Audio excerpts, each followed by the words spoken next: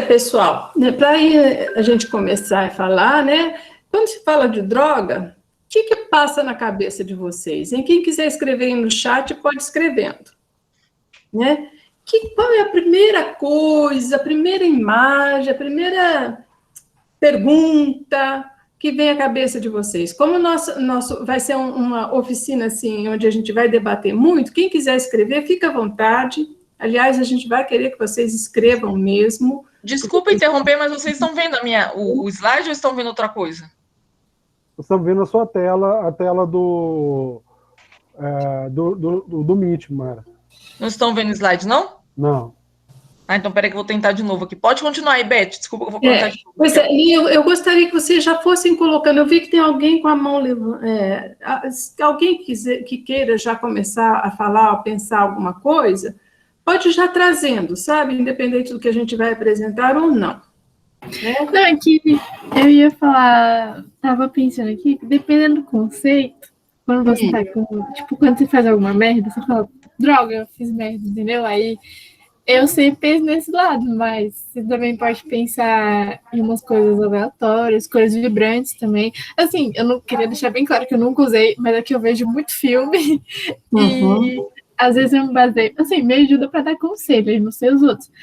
Aí você vê umas coisas alucinógenas, fica vendo coisa que não é, tipo, um sorvete na cara. Eu acho que é muita coisa para fugir da realidade, outro universo. Aí. Qual é o teu nome? Letícia. Letícia. Muito bom você trazer isso. Droga associada a uma coisa ruim. Não é? Depende, para a pessoa que usa, para a pessoa que ganha dinheiro usando, pode ser um negócio. Mas nós temos aqui o Samuel dizendo, Samuel, cadê? Você tirou? E nem sempre é alguma coisa ruim, não é isso? Existem outras drogas. Cadê, Samuel? Pode falar? Você pode apresentar oralmente, Samuel, o que você pensou? Gente, vocês conseguiram ver os meus slides? Desculpa te interromper, Beth, porque eu estou tentando me... Tá exibindo agora? Ainda não. Eita, tá difícil. Porque, Maraísa, você compartilhou a tela inteira, então você vai ter que ficar com o slide aberto, porque você está tentando ver as carinhas juntos no Meet. Olha, foi o Samuel que falou que a droga é associada à aspirina, né? Quando é bom, não é droga, diz o Robson. Né? Já trouxemos aqui 3 coisas relacionadas à droga. Relatório financeiro. A imagem... Cadê o Samuel? Pode falar, Samuel. Então, o que eu queria falar por favor. Que você disse que eu falei que não é uma coisa ruim, mas não foi isso. Foi que nem sempre é algo artificial. Que eu não uso, nunca usei, felizmente, mas eu sei como funciona. E eu pesquiso muito sobre isso e existem drogas como cogumelos, que certos tipos de cogumelos têm ácidos que são os alucinógenos. Aí tem as drogas como maconha, que só deixam, entre aspas, a brisa, né? Que a pessoa fica embriagada por causa da droga. E existem outras que soltam os hormônios no prazer, muitas vezes a dopamina, esses hormônios que fazem a pessoa se sentir bem por um tempo e acabam esgotando esse estoque. E por isso a pessoa se sente ruim depois. Exato. A droga tem a droga é um conjunto de coisas. Né? Quando a gente fala de drogas, a gente não está falando só de drogas quimicamente produzidas, como você falou, também existem drogas que a gente colhe na natureza, né? Que já existem, como os cogumelos, a própria coca, né? De onde veio a cocaína, né? Nós temos outras plantas que também têm um efeito alucinógeno, né? Como a papoula foi muito usada, né? Os opiáceos vêm da papoula, né? Então, nós temos drogas quimicamente fabricadas, e hoje em dia nós temos que ter uma atenção muito grande para essa questão, porque eu tive lendo, né, a OMS esse ano já está atenta, né, e todo mundo que trabalha com essa questão das drogas, né, as drogas que são fabricadas nos fundos de quintal, né? Só em 2 anos, 3 anos, 4 anos, houve um aumento significativo das novas drogas, essas drogas de fundo de quintal, que nós temos 209 novas drogas, tá? Essas que fazem associações de tudo que você pensar, né? Como oxi, que é a pasta básica de cocaína, misturada com combustíveis tóxicos e corrosivos, como a merla, né? Querosene, gasolina, cal e tal, né? Temos várias drogas, né, novas que fazem o mesmo efeito do êxtase, né, que é estimulante, é alucinógeno, e elas são ingeridas de diferentes maneiras, e às vezes das 3 maneiras, como uma aqui que eu estava vendo, dá licença aqui, que eu vou pegar minhas anotações, viu, gente? Nós temos aqui, ó,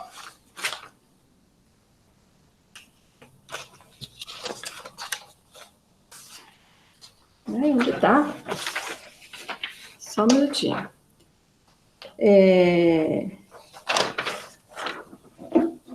Nós temos drogas injetáveis, como a maconha, fumável, né? Aliás, fumável como a maconha, injetável como a cocaína, e nós temos aqui algumas, como a miau-miau, que eu achei interessantíssimo, que ela é feita a partir de uma substância que é usada até nos banhos, né? Que é injetável, inalável e fumável. Eu não vou me deter muito nas características dessas drogas, porque se a gente for pensar nas drogas, eu até gostaria de, num outro momento, falar especificamente sobre as drogas, né? Mas agora eu quero contextualizar a droga. A droga são substâncias que alteram o nosso funcionamento, né? Alteram as sinapses nervosas, tem uma influência no sistema nervoso central, que às vezes aceleram o funcionamento e às vezes desaceleram. Como a maconha, né, que tende a desacelerar, e a cocaína, que tende a estimular, né, as sinapses nervosas e dá alguma sensação de euforia e está tudo divino, maravilhoso em algumas situações, e logo depois ter esse abatimento que vocês já falaram, né, porque elas têm um tempo de duração, né? Mas não é só dessas drogas que eu falo. Nós temos inúmeras drogas, né? Inclusive as lícitas e as ilícitas, né? Aqui no Brasil, por exemplo, uma droga que é extremamente prejudicial, sobretudo para adolescentes que estão em formação, é o álcool. Não sei se vocês já viram o álcool como uma droga perigosa. Gostaria até de ouvir vocês depois sobre isso, tá? Nós, aqui, segundo a pesquisa PENSE, né, que procura ver a situação da saúde do adolescente, muitos adolescentes, mais de 20%, já fizeram uso de drogas em algum período, a partir da 8ª série. Né? E a gente tem visto que está havendo um crescimento muito grande desse uso, não só entre meninos como meninas, e muito precoce. É comum a gente saber de crianças que estão com coma alcoólico, adolescente com coma alcoólico. Não sei se vocês já ouviram. Já viram falar? Já ouviram essa notícia? Né? Já sim. Pois é. É uma coisa que a gente... Aí, olha, a Lúcia Helena traz o álcool como uma das drogas mais perigosas, né? E nós temos que estar atentos a essa questão, porque o adolescente está ainda em formação. Ele não teve o seu desenvolvimento totalmente concluído. Só aos 21 anos, e olhe lá, até mais do que isso. é que todas as habilidades, as funções cognitivas, né, essa questão da estabilidade até hormonal, como é que eu diria, neurológica, capacidade de ter uma certa, de saber lidar melhor com as emoções, de lidar com essa estabilidade que a própria idade tem, só se conclui ao longo do tempo, né? E o adolescente ainda está muito suscetível a nessa revolução que o corpo dele está produzindo. É tudo muito novo, é muita informação, vamos dizer assim. Ele tem que lidar com situações muito desafiantes, né? E seu corpo físico, biológico, ainda não está preparado. E ainda vem uma diaba de umas coisinhas aí para atrapalhar o funcionamento dele, né? Se a droga causa algumas dificuldades, né? Ela é muito atraente porque, de alguma forma, ela alivia também a dor e o sofrimento e causa uma sensação de que naquele momento está tudo bem, né? Então, a gente precisa ficar atenta a isso.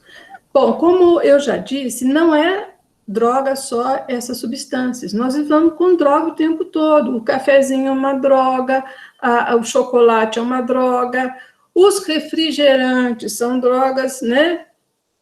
Uma série de coisas que hoje em dia a gente tem estimulantes de todo tipo, que também, né, tudo que altera o funcionamento do organismo é droga.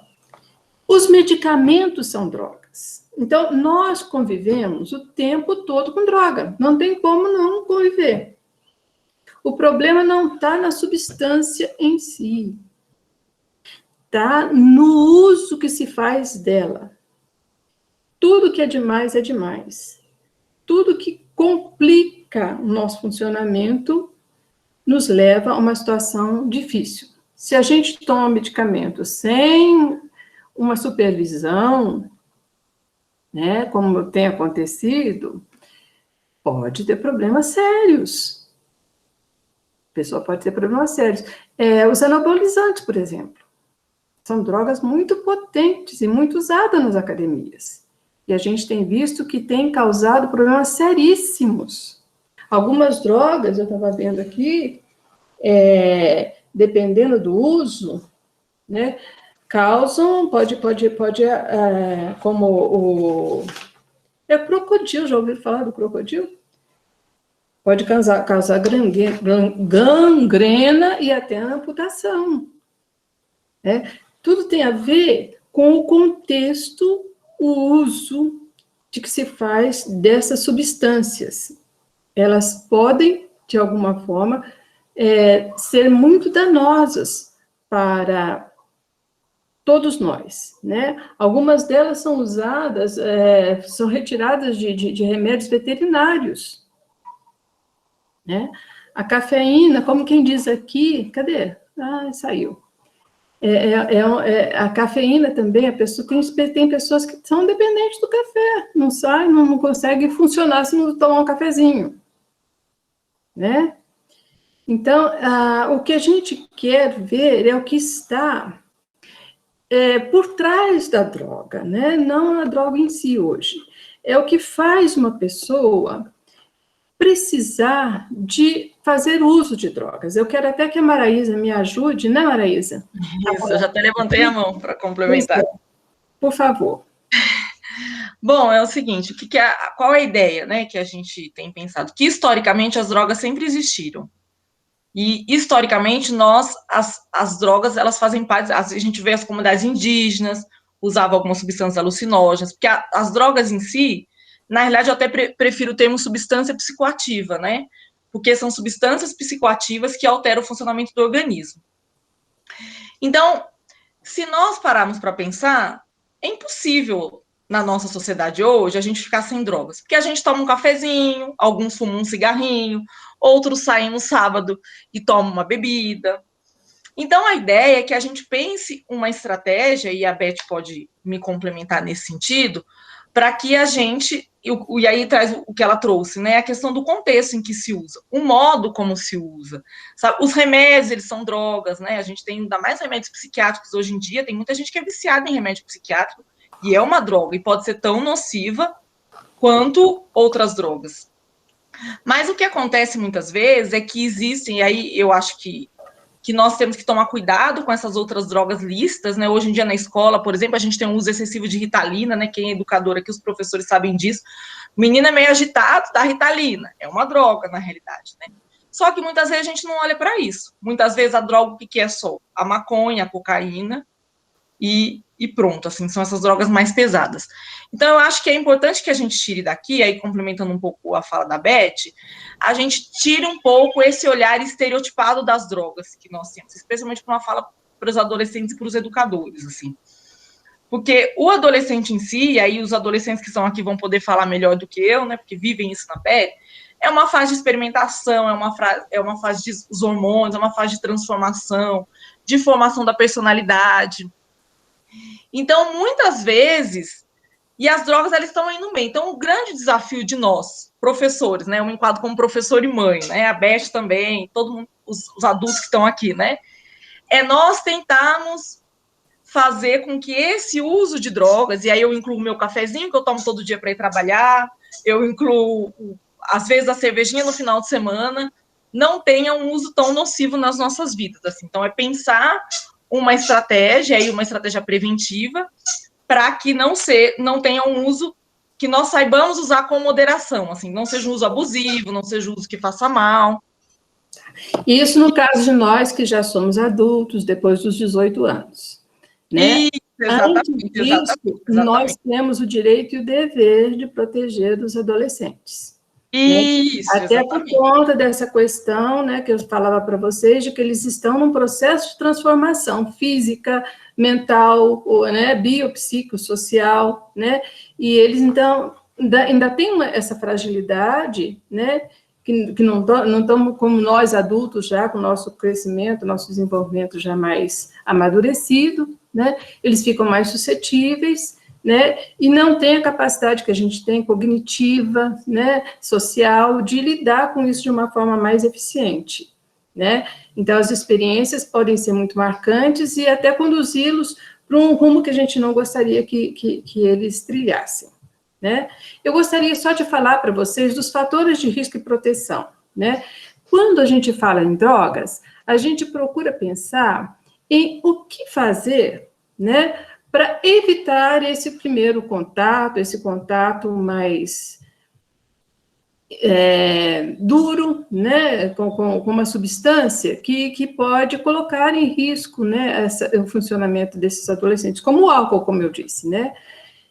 O que fazer? E onde a gente vai encontrar esses recursos? Quando se fala em prevenção, se fala em ir antes, né, antes de que o menino faça essas experimentações, o que eu posso ou não contribuir, o que a escola pode contribuir, né? O que eu, como pessoa, posso contribuir, né? A gente sabe que, aí eu gostaria que a Maraísa me passasse os slides, né? E aí eu gostaria de complementar também, que a gente está falando para jovens, né, acredito que tem muitos estudantes aqui, o que nós podemos fazer pelos nossos colegas também, né, nesse processo. Eu acho que é interessante a gente pensar, né? Uhum. Perspectiva de rede. É o Clóvis que está passando, Beth, eu já passei. Sim. Clóvis, você pode passar para mim o segundo slide? Sim. O segundo, por favor. Esse como pensar a estratégia de prevenção? Não, esse aqui, ó. É o terceiro, na realidade, fatores de risco e proteção. Fatores de risco e proteção. É isso, né? Uhum.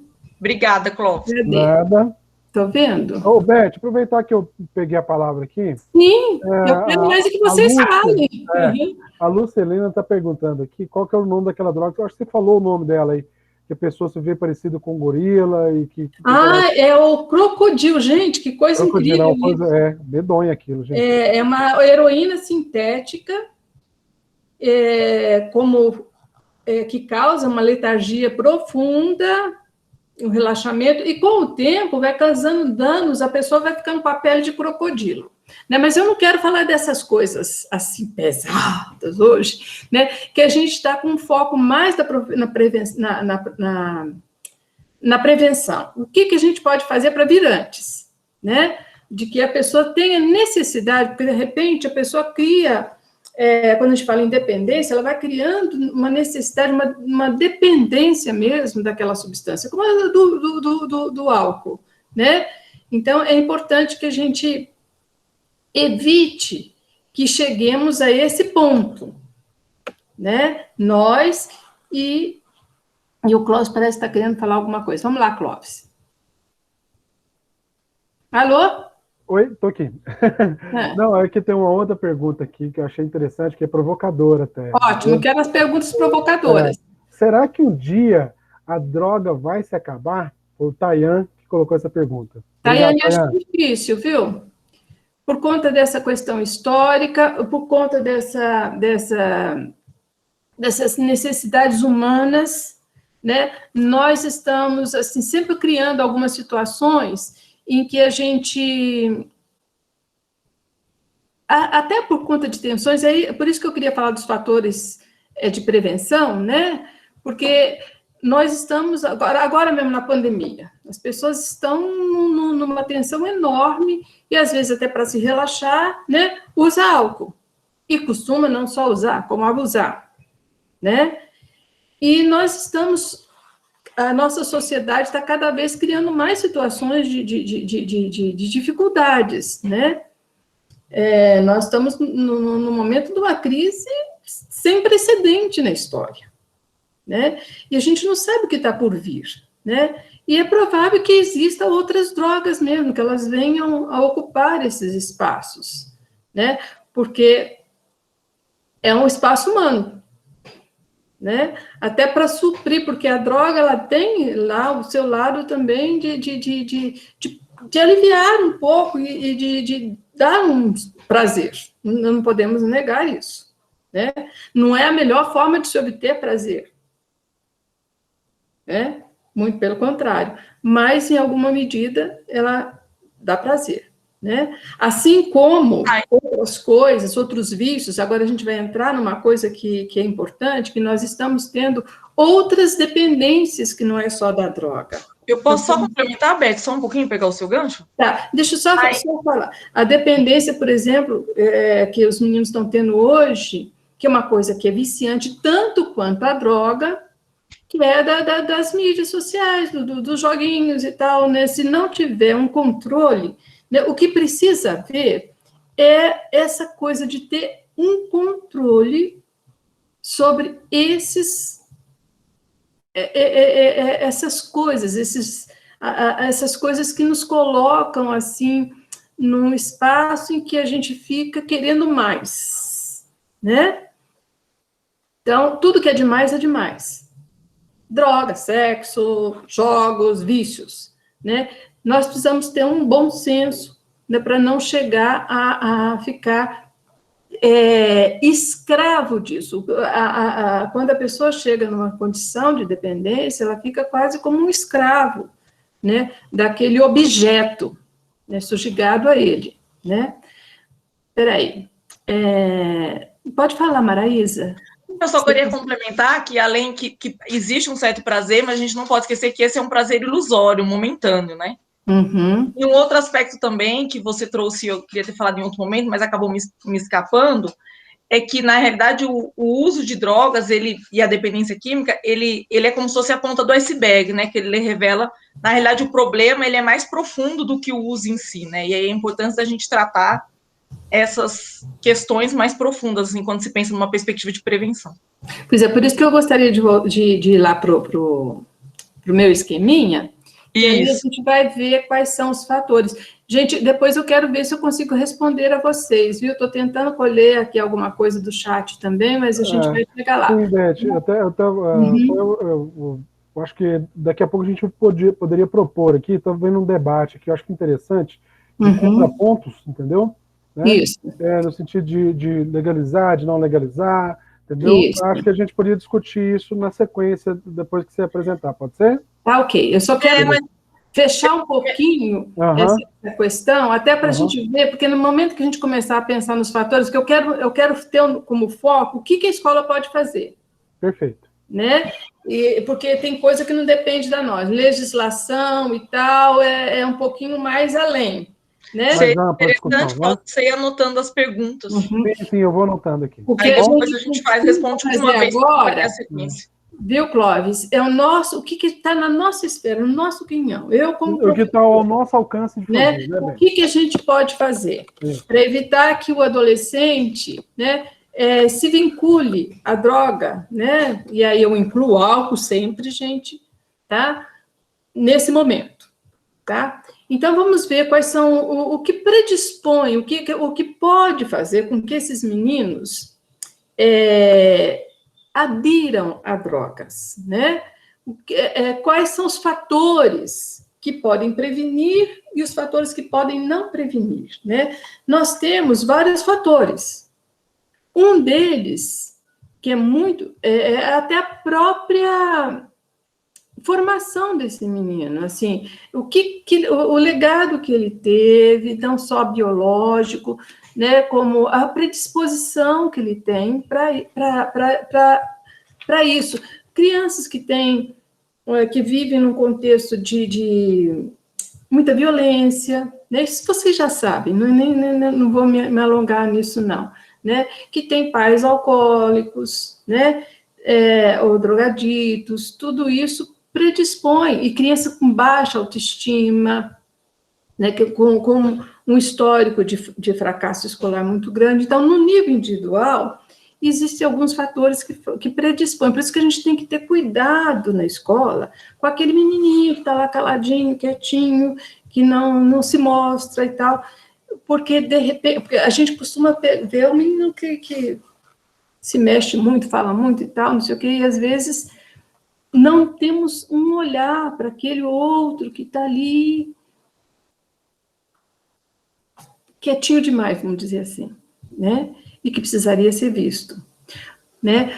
Muitos problemas ocorrem com esses que não estão conseguindo um espaço na escola de fala, porque às vezes já traz de casa um sofrimento muito grande.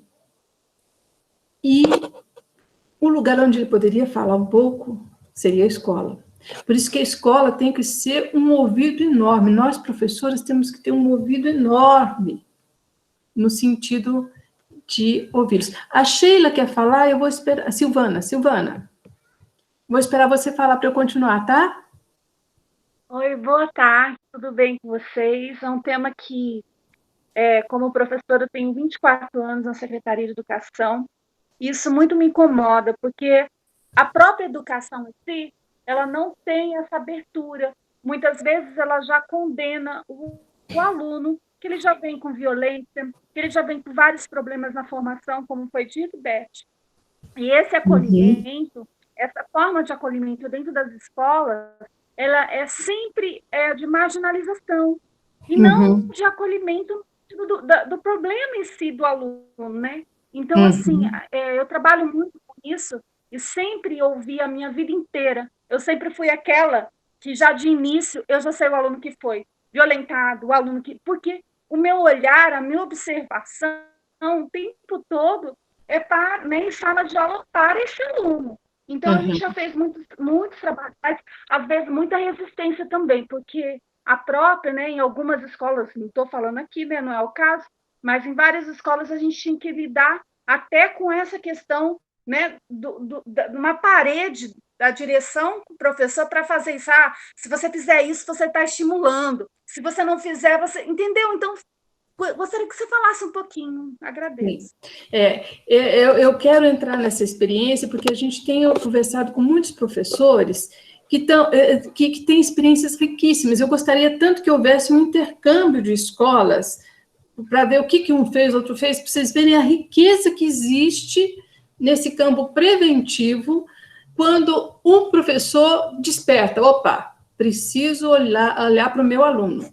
Eu tenho um depoimento de um professor do Gama, que é formidável nesse sentido. Ele era professor da escola pública, foi na particular, foi para a pública, e ele me dizia, lá eu aprendi a ser professor. porque eu comecei a olhar para o meu aluno de uma forma diferente. Né? Não como aquele aluno que está lá porque ele veio daquela comunidade X, ele é isso, aquilo outro, mas como uma pessoa.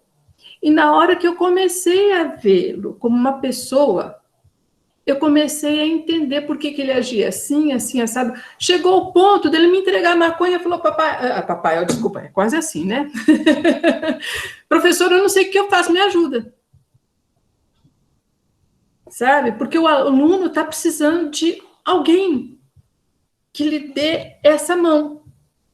Nós não podemos esperar isso dos pais. O pai hoje mal vê o filho. O menino passa mais tempo na escola do que com os pais, mais tempo com os amigos do que com os pais. Né? Nós temos que estar atentos para isso também. Né? Porque, dependendo da rede que se constrói, de amizade também, esse menino fica mais vulnerável. Tá? E na escola, a gente pode construir, trazer todas essas relações à baila. A gente pode criar um ambiente de troca para esses meninos falarem das suas dificuldades. Eu vou deixar a Maraísa falar e depois vou falar de uma experiência que tem no Gama que eu gostaria muito de que vocês conhecessem. Gente, eu tô com a minha câmera desligada, que eu tô com o meu cachorro aqui, ó. Essas coisas de trabalho em casa, olha que bonitinho. Ele foi castrado, o bichinho tá chorando, carente, por isso que eu desliguei a câmera. Mas eu vou... O que eu ia falar mesmo, gente? Desculpa, eu esqueci que eu me concentrei aqui no cachorro. Que então, Maraísa, dá licença, deixa eu falar. Tá bom, desculpa. No Gama, nós temos uma escola, o CEMI do Gama, e os alunos criaram um projeto lá, projeto chamado Idealize. Sabe qual é a proposta do Idealize? Alguém tem noção do que é? Discutir temas que não são discutidos na escola. Preconceito, sexualidade, droga e tal. Os meninos se sentiram motivados a sentar com seus iguais e em rodas de conversa, promover conversa sobre os temas tabus. Gente, isso está mudando na escola. Queria que vocês vissem a maturidade desses alunos, né, para fazer essas conversas. Eles têm blogs, eles fazem oficinas, eles estão convidando alunos de outra escola para participar da escola deles, né? Eles têm conseguido, assim, acolher os alunos que chegam na escola. Eles estão fazendo um movimento para que esses primeiros alunos que chegam já cheguem na escola sendo acolhidos pelos veteranos de uma outra forma, não é mais nessa forma que a gente tem aí de fazer, como é que é?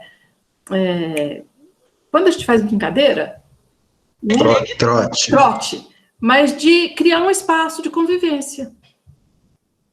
Criar um espaço de convivência, festinha, né? Blog, tudo que possa fazer com que eles possam trazer as suas experiências e eles fazem mediações de conflito.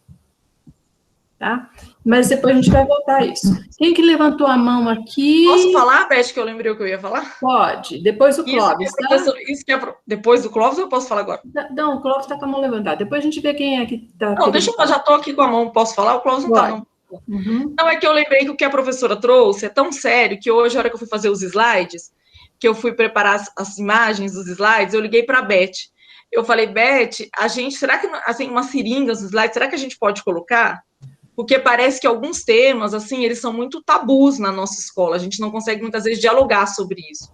E aí, o que acontece é que se a escola não dialoga, se a família não dialoga, o adolescente, ele vai acabar dialogando com seus pares, né, e, de repente, esse conhecimento, ele não é tão válido cientificamente, né, então é importante que a gente pense que, por mais que eu faça a reflexão enquanto educadora e mãe, né, por mais que a escola... Por mais que nós saibamos que as famílias muitas vezes não têm tempo para cuidar desses alunos, a escola ela também tem um papel, né? E a família também tem um papel. Acho que fica naquele velho jogo, né? Que a família sempre está jogando para a escola e a escola sempre está jogando para a família, né? Mas a escola, existem projetos também nesse sentido de escola de paz, né? A escola também pode, de alguma maneira, sensibilizar e formar, de alguma maneira, esses pais para essa educação e para esse olhar mais acolhedor, porque a gente sabe que na nossa sociedade ela é muito discriminatória. Então, se de repente um menino, ele simplesmente ele experimenta, porque a gente sabe que a adolescência é uma fase de experimentação, ele experimenta uma droga ou outra, não, já entra na criminalidade, ele se cria uma série de preconceitos. Então, é importante, eu não sei se tem famílias nos assistindo, e aí eu acho que escola, família, até os estudantes, eles têm um papel importante nesse processo, é abrir um diálogo franco, aberto. Como a gente está aqui, a gente está falando abertamente sobre essas questões, porque a família também tem um papel de acolher e de ter um olhar sem estereótipo, de demonstrar autoridade, né, de alguma maneira, e acolhimento a esse aluno, né, a esse estudante, segurança. E a escola também. Então, o ideal seria que se formasse uma rede de proteção para que se diminuísse os fatores de risco e se aumentasse os fatores de proteção, que foi o que a Beth trouxe, assim. Porque a experimentação, só tu concluir, Beth, a experimentação, muitas vezes, ela ocorre mesmo. Mas o nosso desafio é diminuir os fatores de risco, ou seja, que propiciem, que leve a dependência química, que leve a uma série de coisas, e aumentar os de proteção.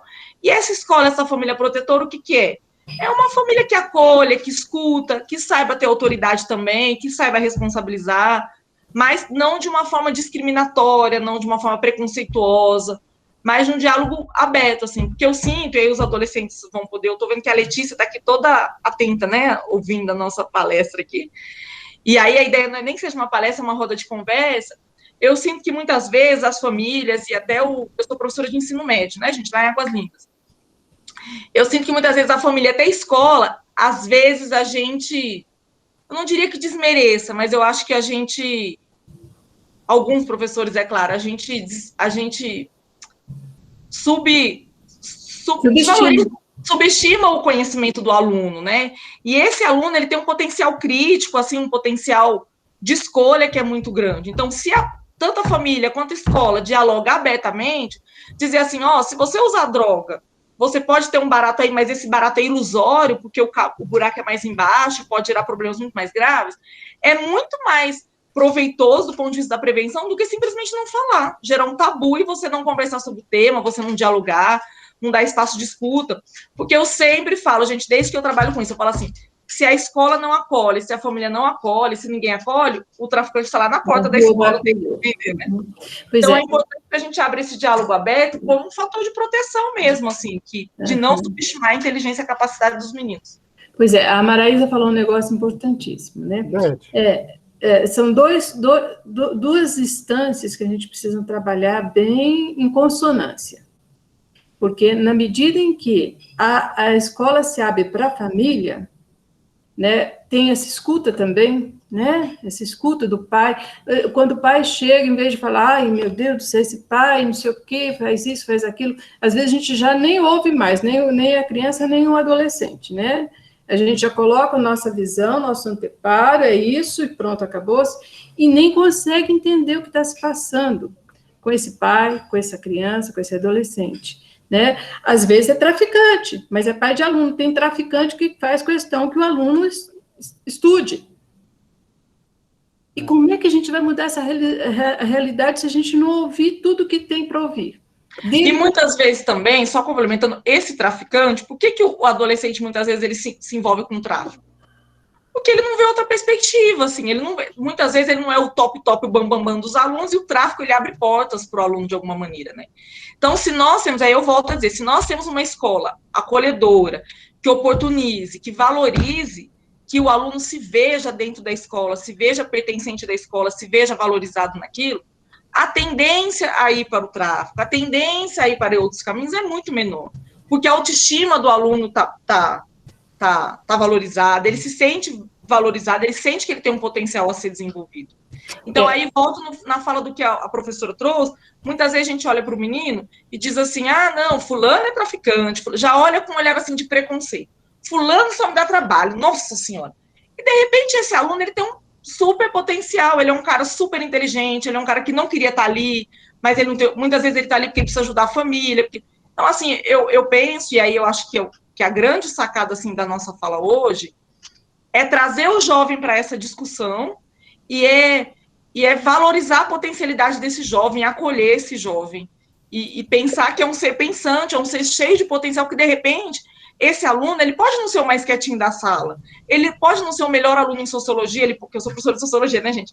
Ele pode não saber o que é fato social, o que é dialético, mas ele tem um potencial em outras coisas, e que muitas vezes a escola não valoriza, a escola exclui, e a família também não valoriza, porque quer que ele seja aquele aluno nota 10 em matemática, isso e aquilo, e aí a gente faz mal para a autoestima, uma série de outras coisas. Então, é importante acolher esses alunos, mesmo acolher, que o participante da escola também deve ser acolhido na escola, para não nós temos invadir. que acolher e informar. E formar. Exatamente, exatamente. A nossa missão é difícil, né, nesse sentido, porque a gente não vai, assim, aceitar oba-oba, não é assim, não, né? Responsabilizar também, né? Nós vamos conscientizá-lo, né, de que ele tem um papel, assim como o pai, a mãe, todos nós temos um papel muito importante, né, naquela escola e na sociedade. Eu acho que esse é o grande barato, né, quando a gente cria diálogo, porque são várias pessoas que vão ajudar essa pessoa a refletir e a se colocar na vida, né? Nós vamos ajudar esses meninos a construir projetos de vida. Eu tenho uma experiência que eu quero compartilhar rapidamente com vocês, porque eu quero ouvir vocês, estou vendo que tem muita gente saindo, não queria que saísse mais ninguém, porque a gente está só começando, né, de que eu conheci uma escola onde havia muito menino com problemas com a justiça, e havia uma dificuldade muito grande entre os alunos e os professores, alguns queriam sair, aquela confusão toda.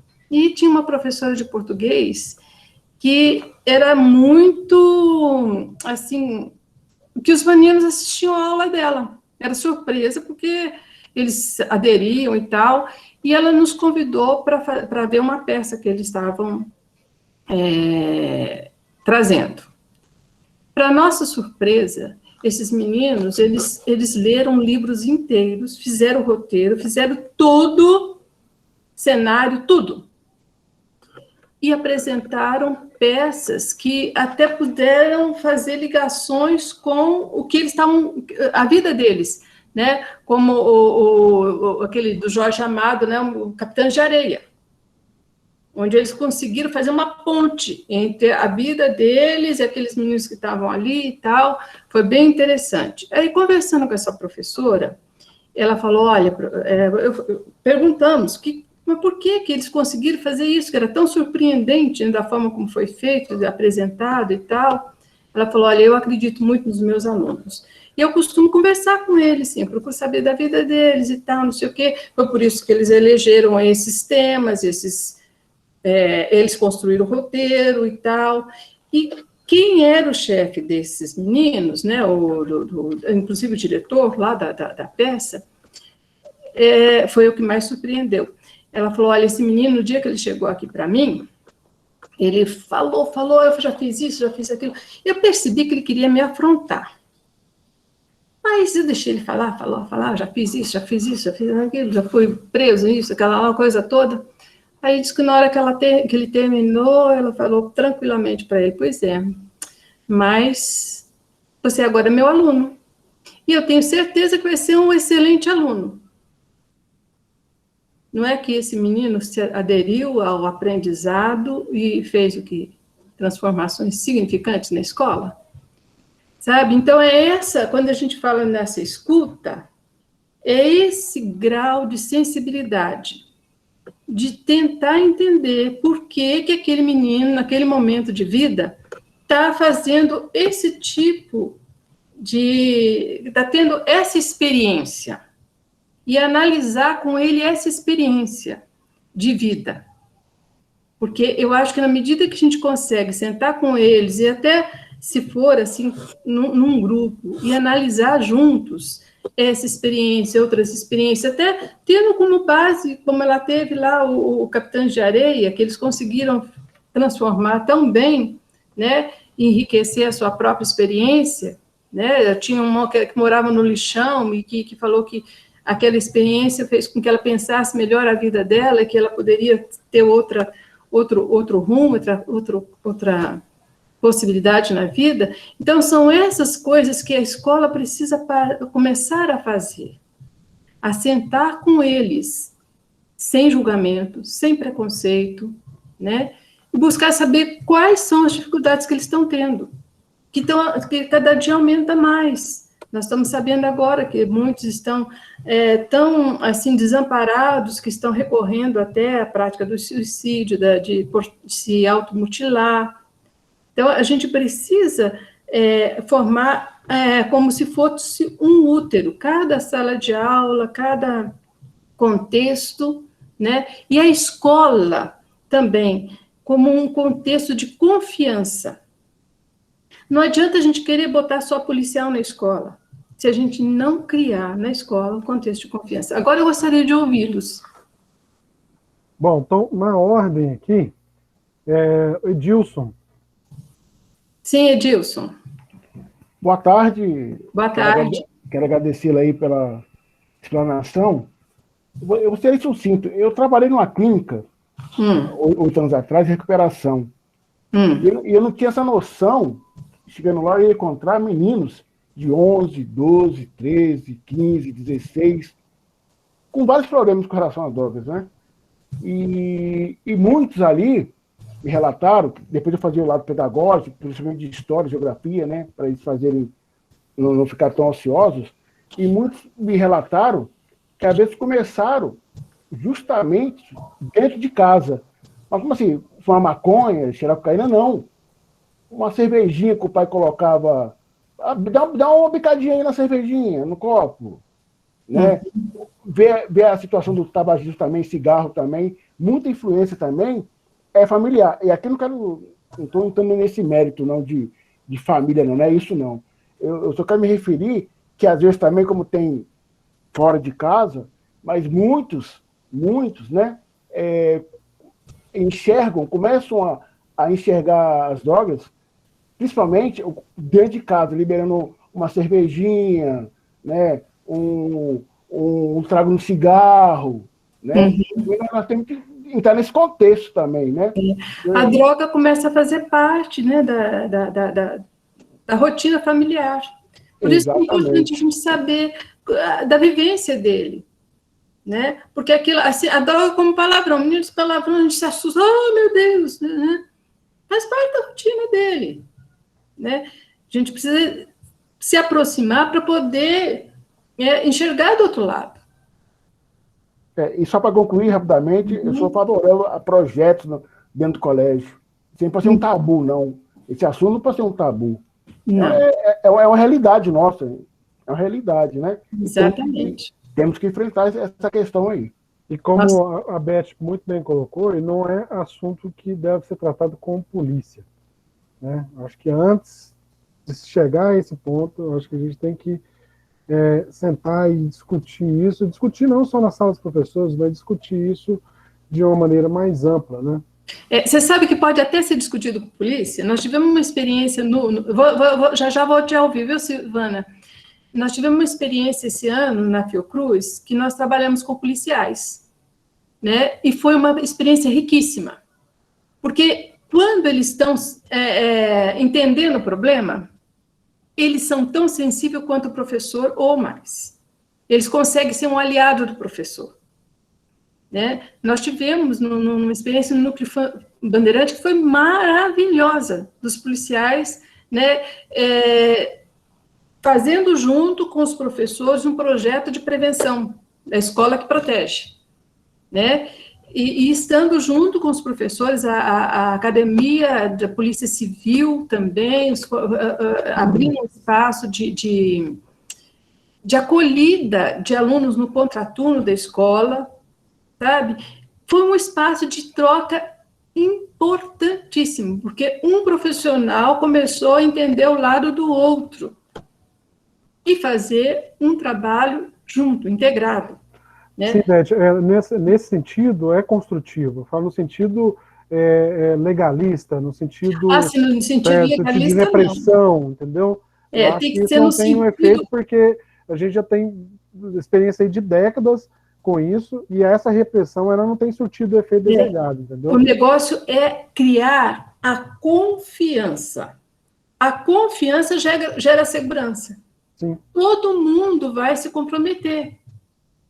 Nós temos uma escola aqui que eu achei sensacional, aqui perto, né, do Cruzeiro. que eles conseguiram fazer isso. Tem até um espaço para os alunos em que eles têm, assim, mais liberdade. Eles sabem usar isso com liberdade, com confiança. Eles sabem que aquele espaço é deles, sabe? Que não precisa ser um espaço todo vigiado, né? É importante que se construa isso. É difícil, não vou dizer que não seja, mas é possível. Eu queria ouvir a Silvana, depois da Lúcia. Peraí, Beth, tem na sequência aqui o Fernando. Silvana, já eu te chamo, tá bom? Tá bom, a Silvana eu não quero perder também, não. E a Lúcia. Fernando, você agora, por favor. Boa tarde a todos, boa tarde, professora Elizabeth, professora Maraísa. Professora Elizabeth, eu vou ser rápido, eu tenho muitas perguntas aqui, eu sou professor, né, e da área de química, né, mas, assim, é importante, eu queria que a sua opinião, já que no âmbito escolar, essa abordagem sobre drogas, por exemplo, quando a gente tem muitas palestras, etc, tal, eu fui também um estudante do Elefante Branco que ouvi lá nos anos 80 palestras sobre drogas com delegados de Polícia Federal, por exemplo, né, e me recordo perfeitamente. Agora, eu queria, assim, a sua opinião, tenho a minha, né, a respeito da abordagem. Devemos abordar de uma forma direta, né, sem nenhuma máscara, porque será que essa abordagem direta, ela traz mais curiosidade ou ela consegue repelir, que é o que seria o nosso objetivo de prevenção? Na sua opinião. Eu acho que quando a gente cria um ambiente de diálogo e de confiança, como esse professor que eu relatei para vocês confiou, chega um ponto que o aluno chega para ele e diz, olha, né, está acontecendo isso comigo, ele está precisando de dizer, só não tem como dizer, né? E aí, sim, a gente tem as ferramentas e as condições de lidar com isso. Nós precisamos esclarecer, sim. Eu acho que a escola tem um papel de esclarecer sobre o que é a droga, como é que ela age e tal, mas esse é um papel eminentemente pedagógico. Na minha opinião, quem faz isso é o professor, na sua sala de aula, no dia a dia. Porque, assim, só para deixar aqui registrado, eu, por exemplo, quando estudante ouvi essas palestras, mas também como professor, e realmente, muitas delas feitas por policiais, e eu confesso que faltou ali uma sensibilidade, tá? E muitas vezes o nosso papel pedagógico mesmo, né, de transformar uma informação científica, né, mais acessível. Então, isso eu notei que geralmente falta, né? Aí, quando a senhora colocou sobre a questão da heroína, né, eu falo, bom, a heroína a gente sabe que ela é derivada da morfina, né? E aí, o que acontece? A morfina é uma droga que é usada há muito tempo, né, derivada do ópio e tem os seus benefícios, no entanto, causa dependência, né? E aí, como foi com o intuito de tentar tirar essa dependência, o tiro saiu pela culatra, então produziu-se a heroína. Então, quando a gente fala isso, né, que fique mais claro, né, o perigo do que pode acontecer, né? Então, é isso que eu falo. A gente falando assim, será que a gente traz também uma curiosidade a mais por parte do nosso estudante, para que ele fale, será que isso é isso mesmo? Não? Você que é da área de química tem mais a que trazer. Sim, eu sempre faço. Quem é da área de estatística, olha como é que está, né? É importante que a gente fale que nós temos aqui que é uma questão de saúde pública, que não sei quantos por cento já fazem uso, né? Tantos por cento já tem complicações, né? É importante a gente contextualizar e trazer essa realidade, né? Agora, o contexto é que vai dizer, né, como a gente deve fazer. Porque, e tem que ser uma ação, falar sobre droga não é uma ação pontual, é todo dia. Eu gostaria de estar nesse diálogo com vocês outras vezes, porque acho que a gente deu a primeira bolada. É um jogo, sabe? Que a gente vai aprendendo com os outros, né? A construir esse espaço de proteção. Né? Até para saber, poxa, quando eu estiver numa situação dessa, como é que eu faço? Né? Então, é importante que a gente vá construindo aos poucos, e os meninos vão chamando a gente, vão trazendo. A mesma coisa de falar de sexo, eles querem que fale. Nós temos que acompanhá-los também nessa discussão, de como é que a gente vai nessa construção. Se o menino trouxe o problema da maconha, então vamos estudar a maconha, vamos ver qual é essa questão da maconha e tal, como é que está, né, nessa situação e tal. O que a gente pode fazer para prevenir? Na hora que a gente começar a perguntar para ele, e aí? E também, desculpa, como é que a senhora encara essa atual conjuntura de que temas como este estão sendo, de certa forma, bloqueados, né? Não podemos falar disto nem daquilo outro, né? Como a educação sexual, né? Temas que foi colocado aqui, né? Temas de extrema importância, principalmente para o jovem, estão tentando, né, bloquear de certa forma. Nós estamos vendo isso, né? Algumas, por exemplo, eu tive a oportunidade em 2019 de ficar lotado um período curto numa escola que está com auxílio dos militares, né, essas militarizações, e realmente vi coisas desagradáveis, né? Isso, então, como é que a senhora vê essa questão atual, né? Que a gente está convivendo agora, nesses tempos atuais agora? É uma situação que a gente vai ter que enfrentar e começar a criar espaços de fala, apesar das dificuldades, porque eles estão precisando mais do que nunca falar. Posso complementar a resposta do Fernando? Eu achei muito interessante que você trouxe, Fernando, sobre essa questão das palestras, né? Que é muito comum nas escolas, né? Aí você tem um policial do PROED que vai dar uma palestra para o aluno do fundamental. Aí você tem o pessoal da Sejus que vem dar uma palestra na escola. E o mais interessante, eu acho que do ponto de vista pedagógico, o que é mais nocivo nessas palestras, eu acho que não é abordar, porque a droga está aí, a gente tem que falar sobre ela.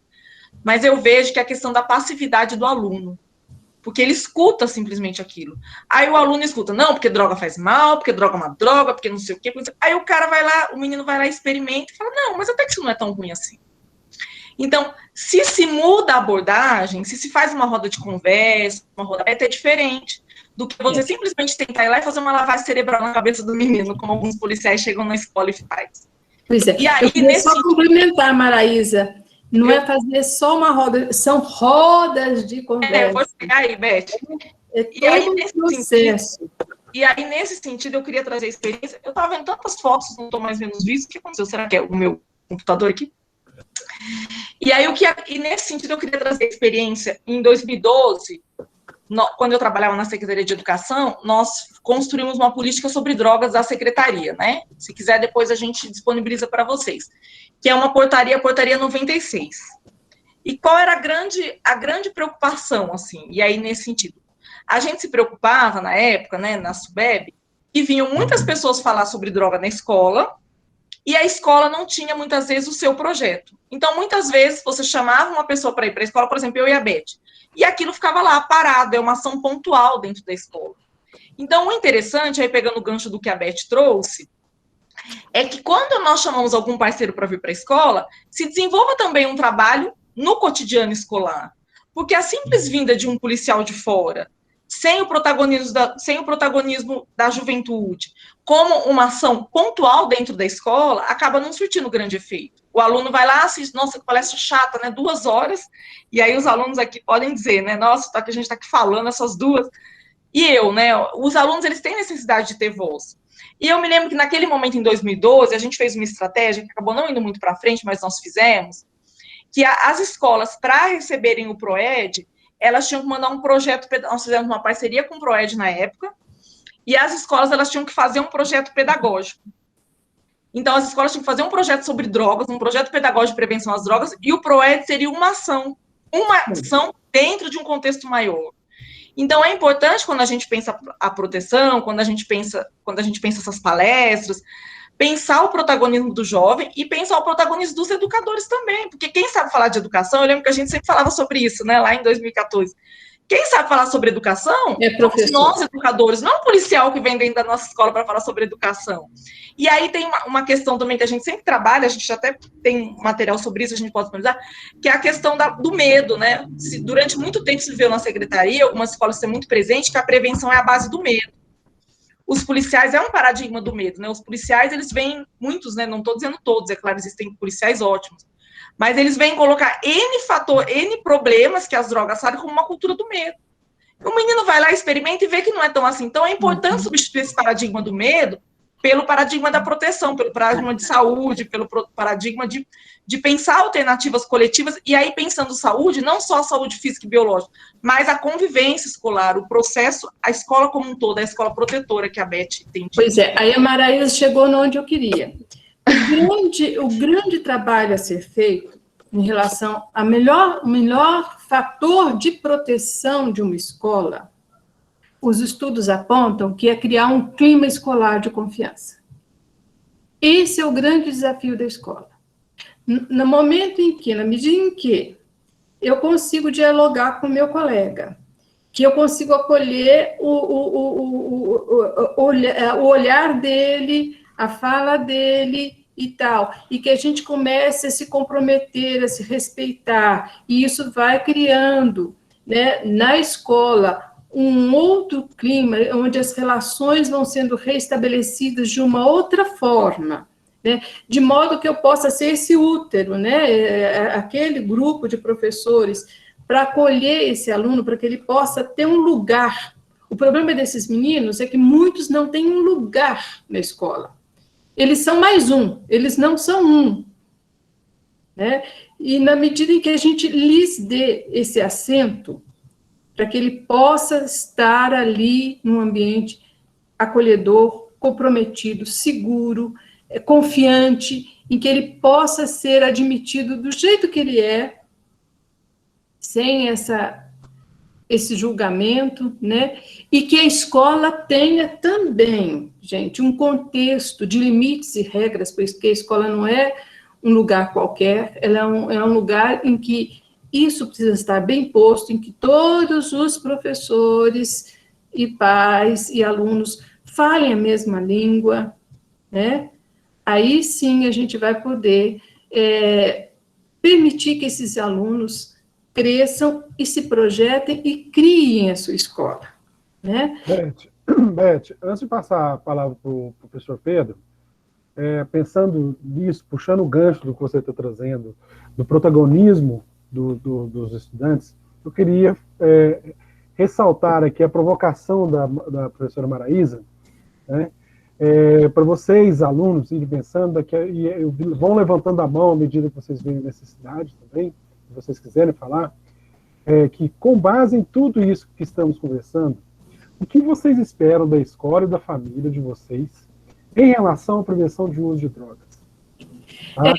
Essa aí era uma das coisas que a gente ia propor, sabe? A ideia é que seja no final, mas um de vocês escrevessem uma frase, pelo menos uma frase, que tivesse as duas palavras, escola e droga. Isso, ótimo. Então vamos lá, professor Pedro, é com você. Boa tarde a todos e a todas. Boa Sou tarde. Pedro Cacheta, de matemática, vindo aí das rodas da educação popular também. Ah, que legal! Isso. Então, duas coisas, Clóvis. Queria fazer a minha intervenção e, se vocês acharem interessante, a gente tem um formulário socioeconômico, cultural e de saúde com alguns dados relacionados a essa temática. Se vocês quiserem, eu posso projetar também, tá aqui separado já. Mostra pra gente. Tá. A minha fala é no sentido de que, lá no início, Maraísa nos provocava os estudantes a pensar também como é que eles se relacionavam com seus pares, com seus colegas em relação à temática. E aí, assim, a minha percepção é de que, assim, a gente tem realmente algumas vivências nas nossas famílias, nos nossos grupos familiares ali na base, que a gente traz para as escolas, mas, pensando na escola, tem uma outra situação que eu acho que merece um olhar muito atencioso, especialmente dos estudantes e das estudantes. Porque vocês estão na fase da adolescência, na juventude. Muitos aqui, né? A maioria já são jovens. E uma característica básica dessa fase da vida é o sentimento de pertença a um grupo. Então, a gente vai tirando a centralidade da nossa família, e a gente vai ganhando o mundo, e nessa coisa de ganhar o mundo, a gente vai tendo a necessidade de pertencer a certos grupos de amigos e amigas. E aí, eu vejo esse momento como um momento muito tenso, galera. Por quê? Porque muitas vezes, para que eu seja aceito em um determinado grupo, eu me submeto a fazer coisas que até eu não estou afim, mas que para fazer parte, eu faço. Tem aí uns certos ritos de passagem, de ingresso, né? Ou então a gente faz para não ficar fora da moda, da roda. Então, assim, certas experimentações ou certas necessidades vão ser impostas para esses grupos de amigos. E aí eu penso que quanto mais forte a gente for, a gente consegue só fazer aquilo que a gente acha que deve fazer, e não porque o outro quer que eu faça. E aí pensar essas coisas, acho que é muito importante. E não só pensar e conversar. Escolha pessoas com que você acha que tem abertura, que seja mais cabeça, que pode te ajudar, para ir conversando isso. Porque acho que é nos fortalecendo que a gente pode entrar de cabeça em qualquer relação, inclusive de amizade. Professor... Aí, só fazer um parênteses, que o Elefante Branco é uma escola de 1.700 estudantes. Aquilo ali é um mundo. É porque vocês ainda não pisaram, a maioria aqui não pisou no Elefante Branco presencial. Quando vocês pisar naquela escola, vocês vão ver que aquele negócio é gigante. E não é só o elefante. Tem um elefante e tem a volta do elefante. Vocês vão descer na W3, e da W3 até vocês chegar no elefante, vocês passam pela pracinha 21 de abril. 21 de abril. Que é um lugar, assim, que vocês vão descobrir o que é. Vocês vão ficar espertos, que vocês vão descobrir que vocês vão andar de bando. Porque tem toda uma situação. Então, assim, é pensar essa dinâmica do uso de drogas, de entorpecentes, seja lá o que for, mas de tudo que está em volta disso. E sempre busquem conversar, busquem apoio, trocar ideia com quem lhe inspira segurança, e para a gente se fortalecer, para não entrar assim, não, para ficar aqui você vai ter que dar um trago, para ficar aqui você vai ter que tomar um pileque, para ficar aqui no grupo você tem que transar, para ficar aqui no grupo você tem que fazer 1000 coisas que às vezes você não está afim. Mas professor, eu queria fazer uma provocação ao senhor, não só ao senhor, mas ao grupo. Que projeto de prevenção de uso de drogas vocês que estão aqui no grupo poderiam pensar para o Elefante Branco? Tá? Porque agora, já querendo partir para uma outra história. E para os adolescentes, tem algum adolescente que queira se manifestar aí? Alô? Deixa eu ouvir a Silvana, depois eu quero que os... Deixa eu te falar, a Letícia estava na frente, Beth, e a Letícia é a nossa aluna. Oi, Letícia, então tá, você e Silvana, depois eu quero ouvir os adolescentes, tá? Tá, eu queria restar, eu sou aluna. Que ótimo. Qual é o seu nome?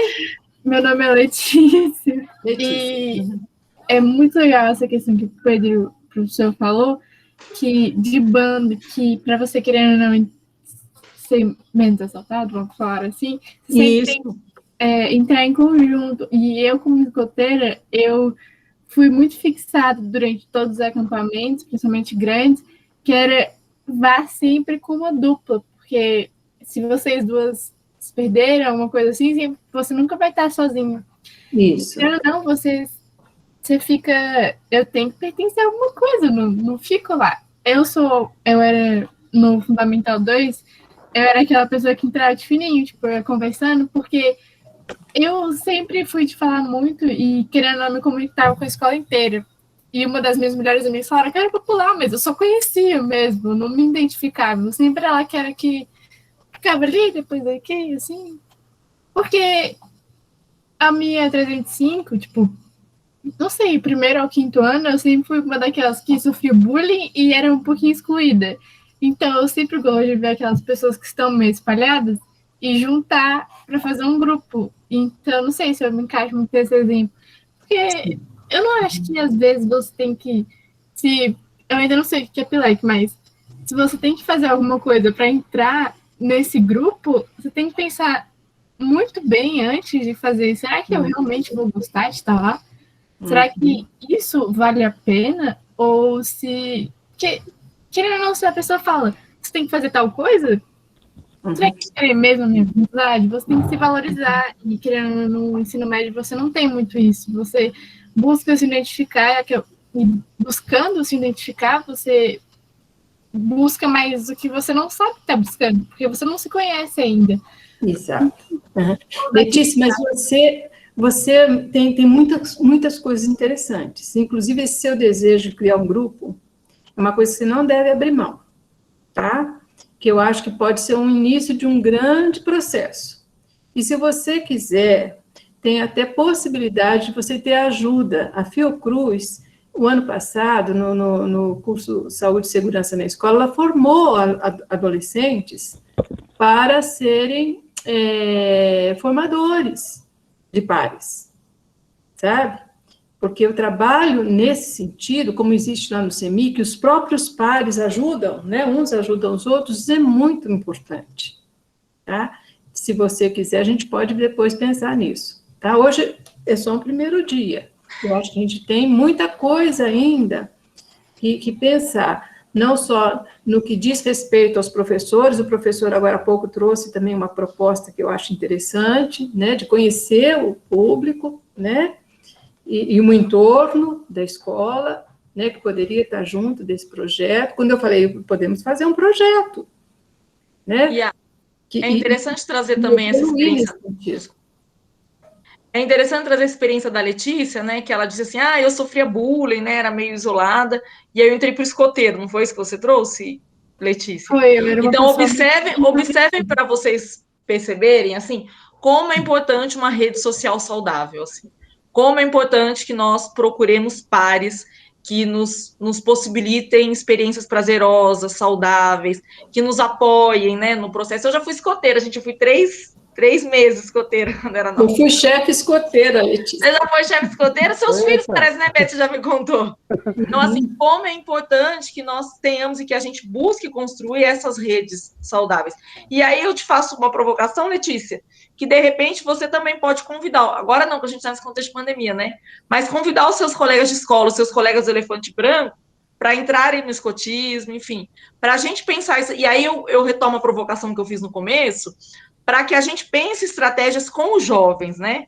O que vocês, jovens presentes aqui, podem dizer assim, professor Pedro, vamos fazer tal coisa para pensar proteção, para pensar prevenção? Vamos falar mais sobre isso? Olha, eu estou a fim de falar, a Beth trouxe tal ponto, aquela droga lá, vamos conversar sobre isso? Vamos fazer uma roda de conversa sobre isso?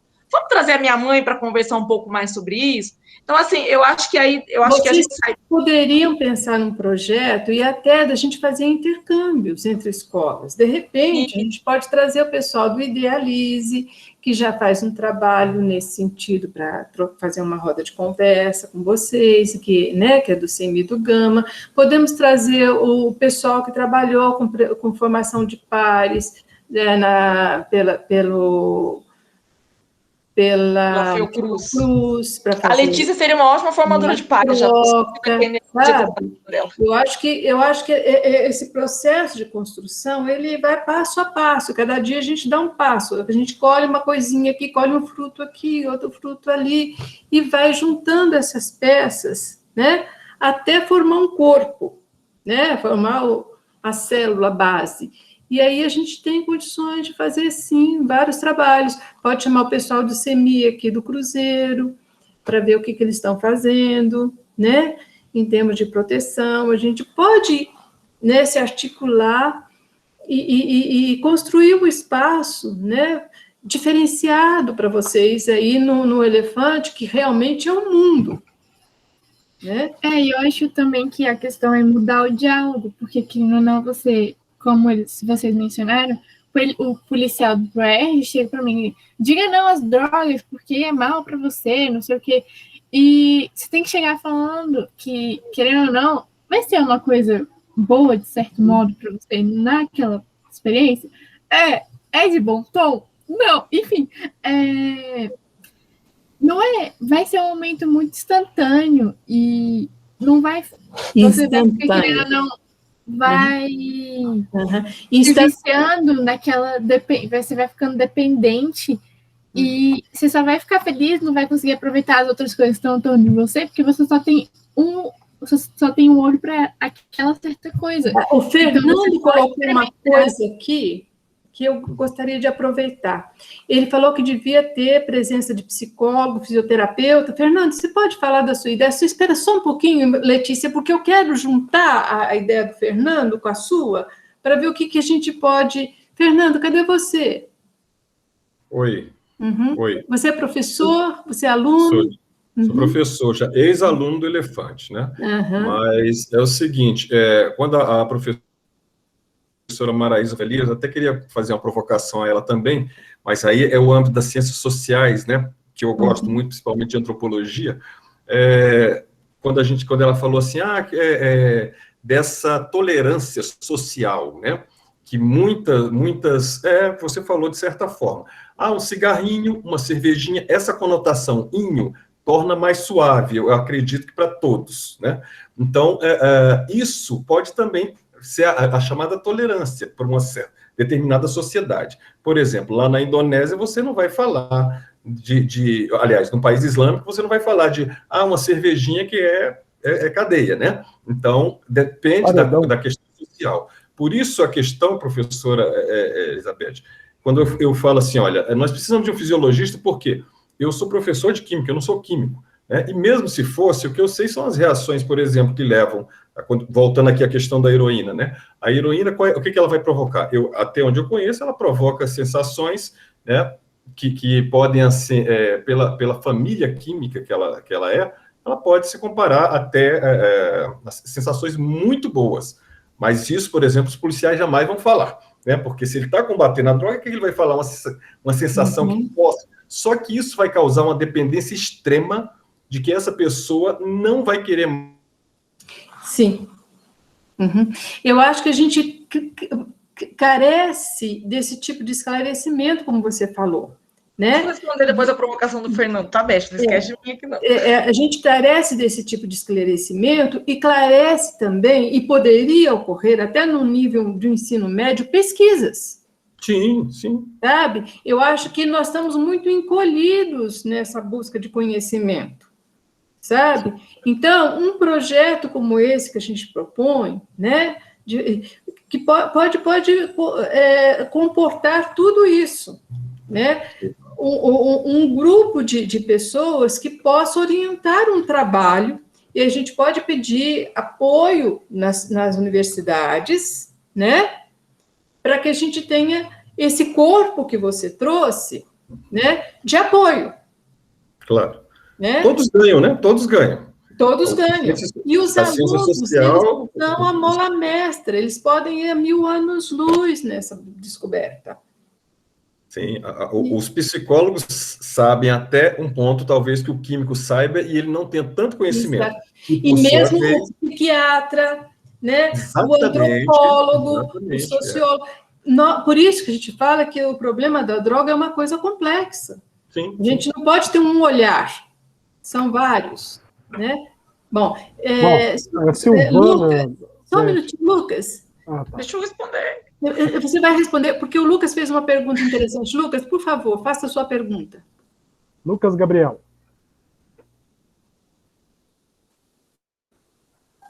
Oi, Lucas?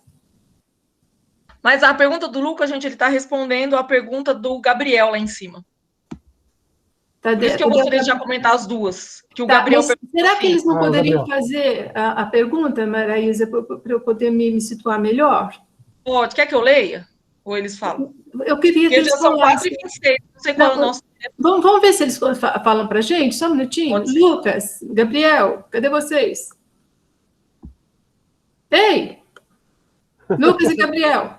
É porque, às vezes, não sei aqui, mas eu tenho alguns alunos que têm dificuldade, não tem microfone, não tem câmera, né? Eles podem falar no chat. Não sei aqui no Elefante, mas lá em Águas Lindas é assim. Acontece. Vai lá, Gabriel. Fala lá. Vai lá, Lucas. Você não quer falar, tudo bem. Gabriel. Tá sem microfone, o Gabriel. É melhor não, Beth, porque os alunos têm microfone muitas vezes. Desculpe. Então tá. Mas eu gostaria muito, viu, Gabriel e Lucas, que em outro momento a gente pudesse falar, tá? A gente ainda vai criar um... O Gabriel perguntou assim, não entendi até agora se é para usar ou para não usar droga. O que você acha? Eu respondi que é claro que não é para usar, mas eu já respondo. Aí o Clóvis respondeu assim, mas não basta, Gabriel, dizer que não é para usar, mas que vocês têm um apoio e acolhimento para não usar. Entendeu? Aí o Lucas respondeu assim, pelo que eu entendi, você pode usar, mas não pode ser viciado e dependente de drogas. Aí ele começou a responder. Se você quiser complementar, mas depois eu quero responder tudo isso também, Beth, mas pode falar aí. Na verdade... Deixa eu controlar o tempo, porque eu e a Beth... Lucas e Gabriel, na idade em que vocês estão, não é para usar drogas, tá? Vocês estão iniciando a sua adolescência e juventude, tá? O melhor é não usar, ok? E o que a gente está querendo trazer?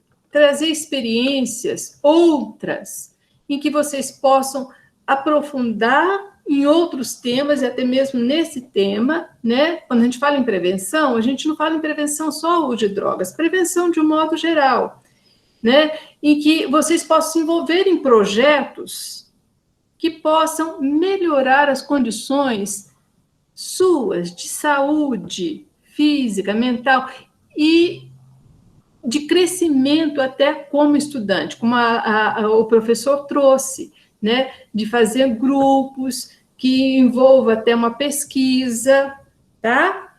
Para não só ampliar os conhecimentos sobre esse tema e outros junto a esse, mas também fazer outros, seguir outros caminhos dentro da própria formação acadêmica que vocês terão. Entendeu? É isso. Vamos lá. Posso responder o Fernando e os meninos? Uhum. O Fernando trouxe assim, mas o cafezinho, a cervejinha, né? E aí eu trago que eu coloquei, né? Que às vezes o nosso... Não sei se eu entendi bem essa provocação, Fernando. Que às vezes o nosso próprio tom de fala já minimiza os riscos, né? Talvez seja isso que você queira dizer. E aí eu trago para você aquilo que a Beth trouxe lá no início, que a questão das drogas, ela é uma questão cultural, né? Ela é uma questão... Cultural. Exatamente. Ela é uma questão cultural, uma questão do contexto histórico. E então, social. E social também. E então, a minha fala... Uhum. Exatamente. Então, a minha fala aponta para isso, assim. Quando eu minimizo, porque, na realidade, o Clóvis me conhece há muitos anos, né? Sabe que eu sou, assim, a doida, meio assim, a desesperada de... Eu bebi com mais de 18 anos a primeira vez, então, assim, eu sou muito preocupada com essas questões. Mas, muitas vezes, isso é tão comum a gente ver, assim, na nossa cidade, que as pessoas bebem um pouquinho e fumam um cigarrinho, e aí, no modo de falar, de alguma maneira, expressa essa cultura. Mas eu sei, eu tenho consciência que isso não é bom. E aí, respondendo um pouco a pergunta do Gabriel, que o Gabriel fala, é pra gente usar, é claro que é para não usar, né, assim, as drogas, elas fazem mal, tá aí o Fernando, a Beth, assim, se a gente colocar drogas na internet, a gente vai ver uma série de efeitos negativos, assim, pro organismo. O que acontece, daí a importância desse debate que a gente está fazendo, é que não basta dizer para vocês não usem as drogas, né, não vai adiantar eu falar para você, não use. Alguns vão falar, beleza, não vou usar, porque a professora falou. Outros vão falar assim, mas eu estou um pouco desconfiada, porque o amigo lá na escola, às vezes algumas pessoas não vão ter o escotismo como a Letícia, às vezes vem uma má influência, um mau amigo, fala, não, mas isso é legal, não escuta aquela professora não, aquela professora é uma chata, careta aquela professora, não é? Aí vocês vão preferir quem? O amigo legalzão, bam, né? Então... Mas eu estou achando interessante que eles estão nos questionando, né? Exatamente, mas... E responder. Então é importante, deixa eu só terminar aqui, Beth, rapidinho. Então é importante, gente, que vocês tenham essa ousadia de nos essa dimensão de que não é legal. E aí eu trago um dado, assim, um dado científico em relação ao que quanto mais tarde você experimenta, menor a possibilidade de dependência química. Então, assim, quanto mais tarde, eu sei que o álcool, o cigarro, eles estão aí na porta, né, na praça do 8 de abril, como o professor Pedro trouxe, mas, assim, é importante que vocês tenham em mente que quanto mais tarde vocês experimentarem, menos possibilidade de dependência química vocês têm. Eu acho que é um pouco nesse Seria interessante, o que a gente quer é poder ter um diálogo assim, bem franco e honesto, né, com vocês sobre essa questão. Né? A gente tem o nosso ponto de vista, como educadores, a gente apela para essa questão preventiva, né? E acha que, como a Maraísa bem disse, quanto mais tardar, melhor, mas isso não impede que a gente converse sobre. Beth, eu anotei uma pergunta aqui que eu achei muito interessante. A Emily, ela pergunta aqui, e aí eu gostaria de responder e passar para você a palavra, tá? Eu achei interessante a pergunta dela. O que leva, né, a criança ou o indivíduo a querer, né, desejar experimentar ou desejar usar, né? Uma coisa que eu quero responder também a Letícia, tá? Que é o seguinte, essa coisa que o Pedro colocou, Letícia, de que, não, você vai para andar comigo, você tem que usar. A coisa, ela não funciona muito bem assim, ela é subjacente, entendeu? Muitas vezes o seu colega, ele não vai chegar para você e falar isso. Mas você vai ver um colega que é o cara que se destaca, a pessoa que se destaca ali, é o bambambam ali, né, do pedaço e tal, e ele faz uso. Então quer dizer que, internamente, que mensagem que vai ficar? É que, para poder ser legal, eu vou ter que usar. Entendeu? Não é uma coisa direta, isso não acontece muitas vezes diretamente. Entendeu? Isso acontece dentro das próprias relações. Por essa razão, entendeu? É uma influência. Agora deixa a Beth para complementar, eu acho que seria isso, a Beth, que é especialista, ela deve saber melhor que eu. Muitas vezes a gente, para pertencer a algum grupo, né, o grupo meio que pressiona, não de uma forma direta, como você bem falou, mas há uma pressão para que você, de alguma forma, só possa participar daquele grupo nessa condição, né? E isso é um pouco difícil mesmo, né? Por isso que a gente precisa estar sempre dialogando entre nós, né? E vocês, entre vários grupos, por isso que é importante ter vários grupos vocês circularem em outros grupos também, né? E não ficar só sujeito a um determinado grupo de pessoas, né? Que já tem uma tendência maior para o uso, talvez, né? Que é tão difundido, tá? Bom, outra coisa que eu gostaria de ver com vocês é sobre essa questão da... Beth, só um minuto. Nós temos mais 10 minutos, tá bom? Tá. Cadê a Silvana? Saiu? A Silvana, sim. Oi, estou aqui. Você queria falar agora? Posso falar? Pode. Então, boa tarde. É muito interessante vocês terem trazido esse tema tão pertinente, tão necessário, né, assim, e a droga ainda é vista como um tabu, né, assim como a sexualidade também, né, e são temas que permeiam, né, a juventude, aliás, toda a nossa existência, né, e assim, eu sou professora, trabalho no Elefante Branco, já estou lá há 13 anos, mas 33 anos de Secretaria de Educação, e assim, a maneira como se aborda nesse tema das drogas, das secretarias de educação, né, acho que na educação de modo geral, no Brasil, ainda é de uma forma muito policialesca, né, e punitiva, né? E uma das cenas que me chamou muita atenção nesse tempo que eu estou no Elefante Branco foi um período que teve lá que a polícia militar entrou dentro da escola, colocou todos os alunos, homens, perfilados e revistou esses alunos. Eu me senti, assim, totalmente violada como aqueles alunos. Então, assim, essa maneira, essa abordagem, né, policialesca, ela é muito forte ainda, né, na nossa sociedade. E eu acho que a gente tem que passar para um outro viés de discussão sobre as drogas, que parte pelo ponto da descriminalização, né? Como vários estados, vários países hoje estão avançando na legalização da maconha, por exemplo, né? Como um propósito de remédio, de cura, né? Vários pacientes que têm câncer, né? Fazendo tratamento com o uso do canabidiol, né? E aqui no Brasil, quando o médico medicaliza uma pessoa e receita, tem que fazer uma importação desse remédio, porque não é legalizado, não se permite, né, o cultivo.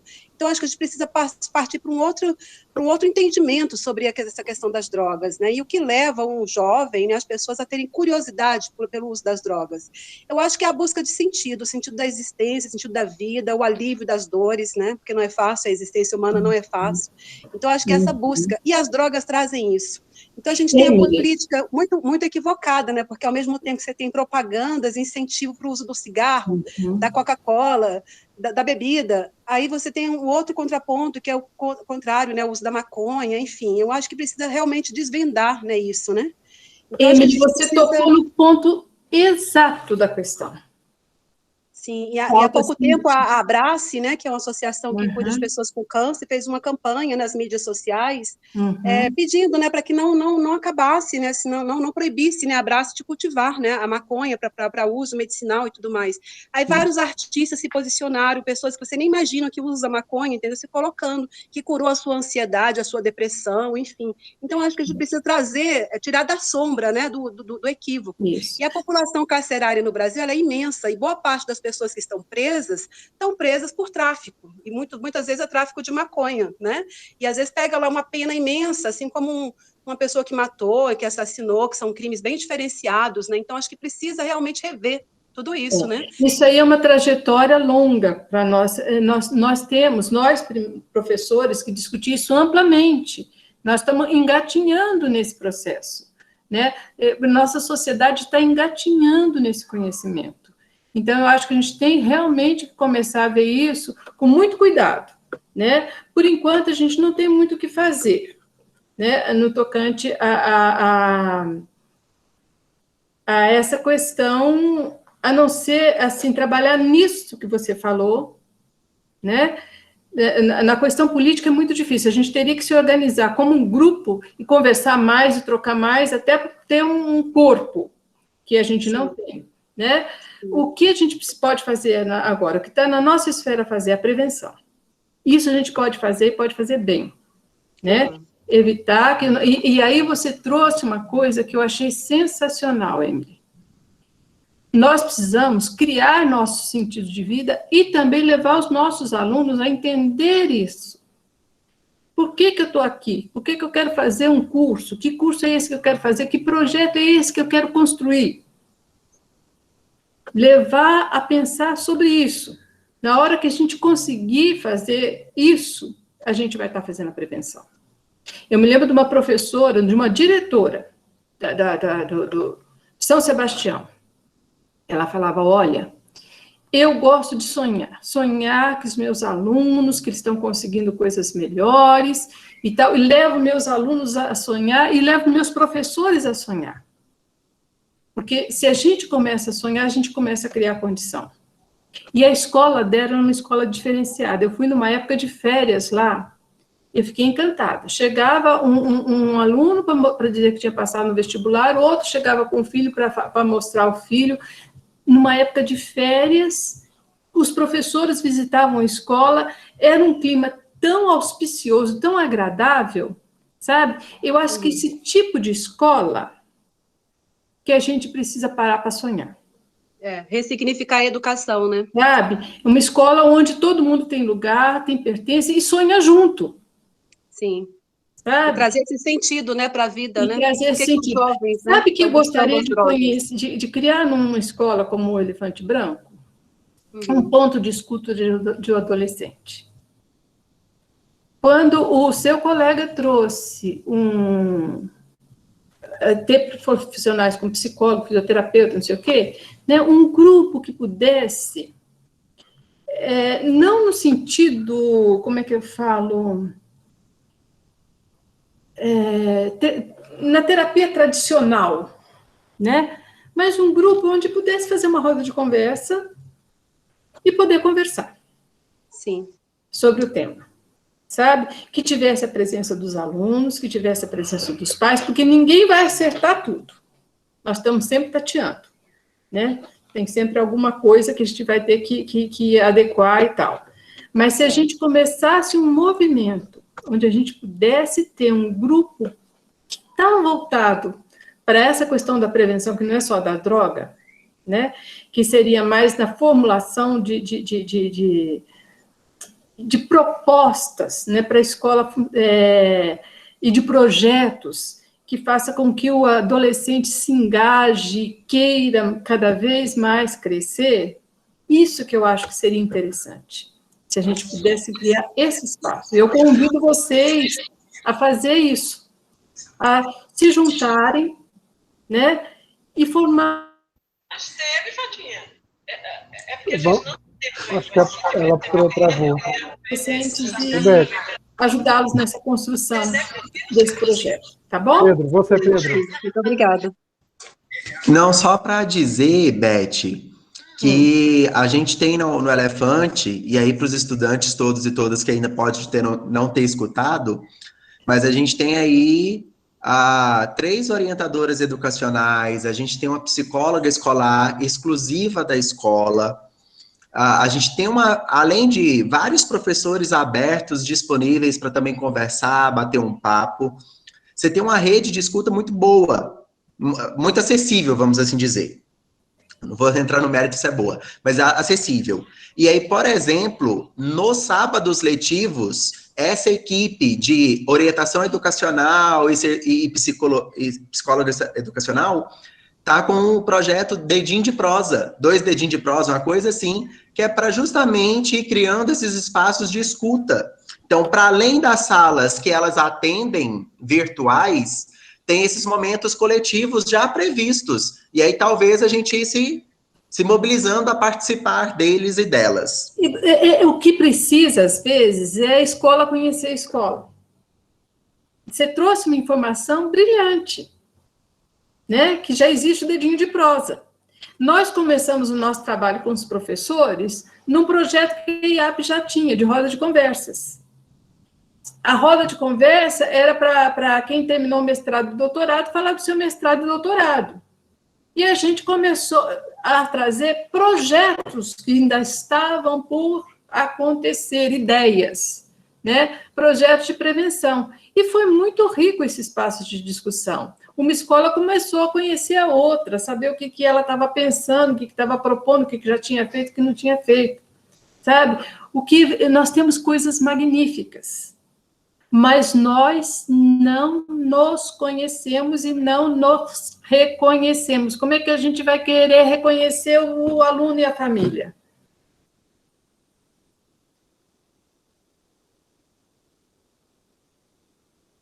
Então, que já existe. Vamos ter mais 5 minutinhos para a gente fechar, pode ser? Uhum. Pois é. Olha, Maraísa, você quer começar e eu termino? Não, eu só gostaria de saber se tem mais alguém para falar, assim, inscrito, a gente encerra as inscrições, parece que o Fernando está de mão. E aí depois a gente fecha, pode ser, Beth? Fernando. Não sei se ele esqueceu. Professora Maraísa, só para que fique bem claro que não foi uma questão pessoal, tá? Porque você falou... Não, é claro, né? Que não, Fernando, mas, assim, como você é da área de ciências sociais, eu quis provocá-la pelo sentido de ser uma questão de cultura, né? O próprio professor colocou algo que exatamente desse sentido. Vou dar um exemplo. Natal, vamos tomar um vinhozinho, meu filho de 13 anos, né? Então, claro. É nesse sentido que eu quis colocar, tá? Outra coisa que eu quis... Tá, porque você é da área de ciências sociais, então eu achei mais adequada a pergunta para você, tá? Não, super tranquilo, não se preocupar não, eu entendi, claro. Fica tranquilo. Outra coisa que eu queria falar, a Letícia colocou aqui sobre se a chamada legalização, foi isso, Letícia? Você colocou? Se diminuiria. Isso é relativo, Letícia, só te colocar. Isso é relativo por quê? Por exemplo, existem casos que sim. Vou dar o exemplo de 2 países. Portugal, né, onde existe uma política bem interessante, e o próprio o país aqui, nosso vizinho, Uruguai. No entanto, se você for considerar um tipo de droga, o álcool é liberado, e no entanto, e principalmente entre os jovens, o consumo tem aumentado bastante nas capitais, né? Então, isso é muito relativo a gente colocar. Será que diminui? Será porque algumas, sim, de fato, em Portugal, diminuiu, tá? E aí aproveito para eu não lembro a censura, mas acho que dá para... É um filme já um pouco antigo, acho que uns 10 anos, chamado Quebrando o Tabu. Né? Se você quiser anotar aí para dar uma olhada, é interessante. Eu sigo, é muito lindo. As coisas que eles postam, são coisas que centram em você. Eu sigo o Mídia Ninja também. E só para finalizar, um outro estudante colocou aqui se a droga iria acabar, né?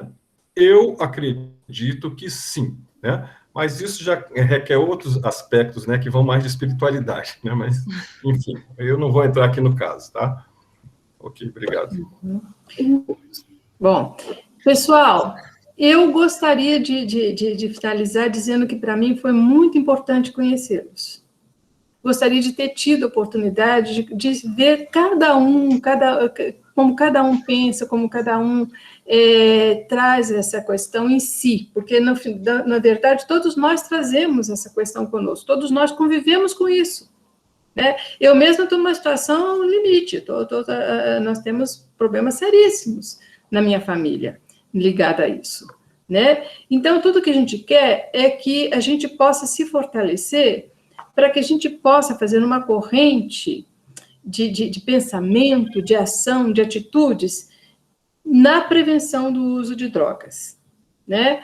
Na escola, porque eu acho que a escola é o espaço da prevenção.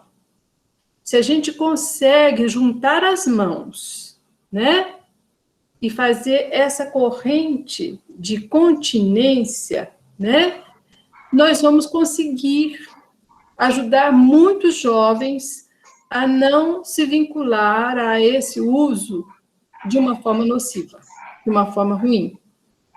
Né? Nós vamos conseguir que muitos deles possam trilhar caminhos mais auspiciosos. E foi por isso que eu me dispus a falar com vocês hoje. Tá? Na verdade, na minha maneira de pensar, a gente iniciou uma conversa. Eu até gostaria de ter a oportunidade, gostaria de falar com o Clóvis e com vocês, se vocês nos dariam outras oportunidades de continuarmos conversando. Se tivermos, eu acho que a gente vai poder ampliar um pouco esse espectro e, quem sabe, conseguir começar a construir ações. A gente ficou hoje num nível assim, muito das ideias, do que pode vir a acontecer e tal, e mais de trazer as nossas questões, né? Mas quem sabe a gente já pudesse começar a construir propostas, como essa já enunciada pela Letícia, pelo professor, que tem até um estudo que pode ser interessante. Surgiu aí também o elefante de escuta também no chat. A gente poderia, se vocês quiserem, ter outras rodadas. Eu me disponho, se vocês quiserem, até podendo trazer outras pessoas também que possam enriquecer o nosso debate, né? De minha parte, eu sou muito grata pela atenção, pela oportunidade. Quero agradecer a minha colega Maraísa, ao Clóvis, né? E a todos vocês que estiveram comigo hoje, né? Especialmente, eu vou dizer especialmente, porque para mim é muito importante o aluno aparecer, né? Os alunos que aqui estiveram, tá? Muito obrigada. Eu também queria agradecer, gente, a oportunidade, fiquei muito feliz com o convite, né? O Clóvis me ligou perguntando quem podia ir. Eu falei, a Beth falou assim, não, Maraísa, vamos junto. Aí eu vim aqui, fiquei no apoio da Beth. E, assim, é sempre muito bom, gostei muito de conversar com os adolescentes, eu gosto mesmo dessa coisa do diálogo do adolescente, de ouvi-los. Pena que eu não pude ouvir, eu fiz uma provocação no chat, só alguns colocaram, fiquei curiosa para ouvir mais. De repente, um outro momento, como a Beth colocou, a gente pode se ouvir mais. Fiquei feliz também de conhecer os professores, os colegas, as provocações. Enfim, estou aí, só agradeço e estou à disposição para ajudar o que tiver ao meu alcance. Gostaria de poder estar com vocês de novo. Tá? Um beijo, bom trabalho. Eu acredito que sim, eu acredito que a gente vai conseguir levar esse projeto para frente aí, né? Já foram surgindo ideias aqui. Eu sou muito grato a vocês duas por ter nos presenteado essa tarde com tão acalorada discussão, né? Tantos temas que vão surgindo aqui, né? Agradeço aos meus colegas professores por prestigiar, né, esse momento. E a vocês, alunos, porque isso também foi muito pensado em vocês. Né? Eu acho que todos nós tivemos um grande ganho aqui hoje. Né? Como você disse, Beth, eu acho que hoje nós plantamos aqui uma semente. Né? Plantamos uma semente. Nós botamos a bola em jogo. Exatamente, colocamos a bola em jogo. Não é verdade? E agradeço a todos pela participação. Tivemos uma participação bacana aqui. Tá? Eu sou muito grato a todos vocês. Principalmente a Maraísa e a Beth. Tá? Vamos fazer uma salva de palmas aqui, que se fosse presencial, a gente estaria batendo palmas aqui agora, né? Eu bato palma para vocês. Valeu, gente. Muito obrigado mesmo. Tá? Valeu. Obrigada. Obrigada, tchau. Tchau, tchau, gente. Tchau, tchau. Tchau, professor. Tchau, tchau. Tchau. Abraço a todos. Tchau, pessoal. Abraço a Obrigada pela todos. Obrigada. pessoal. Muito Falou. obrigado. Obrigadão. Tchau. Obrigada. Eita. Como é que sai aqui?